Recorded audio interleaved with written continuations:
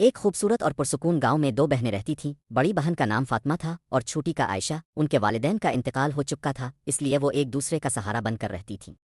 دونوں کے مزاج ایک دوسرے سے بہت مختلف تھے، مگر ان کے درمیان محبت بہت گہری تھی۔ ایک دن فاطمہ کی قسمت چمکی اور اس کی شادی شہر کے ایک بہت امیر تاجر سلیم سے ہو گئی۔ فاطمہ ریشمی کپڑوں اور بیش قیمت زیورات میں لد کر شہر چلی گئی۔ اس کی زندگی اب محل جیسے گھر اور خادموں کے درمیان گزرنے لگی۔ عائشہ گاؤں ہی میں رہی، اس نے اپنی زندگی تعلیم کے لیے وقف کر دی۔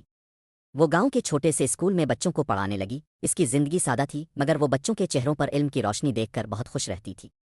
ایک سال گزرنے کے بعد فاطمہ اپنی بڑی گاڑی اور شان و شوکت کے ساتھ گاؤں آئی۔ اس نے عائشہ کو دیکھا جو ایک سادہ سے سوتی لباس میں تھی۔ فاطمہ نے تکبر سے کہا، بہن تم یہاں غریبی کی زندگی کیوں گزار رہی ہو؟ میرے ساتھ شہر چلو اور عیش کرو۔ عائشہ نے مسکرا کر جواب دیا، بہن میری خوشی ان بچوں میں ہے جنہیں میں پڑھاتی ہوں۔ فاطمہ نے اپنا سونا اور چاندی دکھاتے ہوئے کہا کہ یہی اصل کامیابی ہے۔ جواب میں عائشہ اسے اپنے کمرے میں لے گئی اور اپنی کتابوں کا ڈھیر دکھایا۔ کچھ عرصہ بعد شہر میں حالات بدل گئے۔ فاطمہ کے شوہر سلیم کو کاروبار میں بہت بڑا نقصان ہوا۔ ان کا سارا مال و اسباب، گھر اور گاڑیاں بک گئیں۔ وہ ایک ہی رات میں کنگال ہو گئے اور ایک چھوٹے سے خستہ حال مکان میں رہنے پر مجبور ہو گئے۔ جب گاؤں میں عائشہ کو اپنی بہن کی بدحالی کی خبر ملی تو وہ تڑپ اٹھی۔ اس نے اپنی 5 سال کی تمام جمع پونجی نکالی۔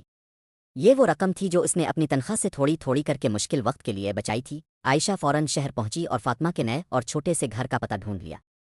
جب وہ وہاں پہنچی تو اس نے دیکھا کہ فاطمہ اداسی سے فرش پر بیٹھی تھی۔ فاطمہ اپنی بہن کو دیکھ کر اپنی حالت پر شرمندہ ہو گئی۔ عائشہ نے وہ رقم فاطمہ کے ہاتھوں میں رکھی اور کہا، بہن میں تمہیں یہ رقم تحفے میں نہیں بلکہ قرض کے طور پر دیتی ہوں۔ اس سے تم اپنا کاروبار دوبارہ شروع کرو۔ فاطمہ عائشہ کی اس محبت اور ظرف کو دیکھ کر رونے لگی۔ فاطمہ نے عائشہ کو گلے لگا لیا اور بولی، تم نے میری بے عزتی کا بدلہ احسان سے دیا۔ عائشہ نے اسے سمجھایا کہ سونا چاندی عارضی ہے، اصل دولت تو رشتوں کا سہارا اور بہن کا پیار ہے جو ہمیشہ قائم رہتا ہے۔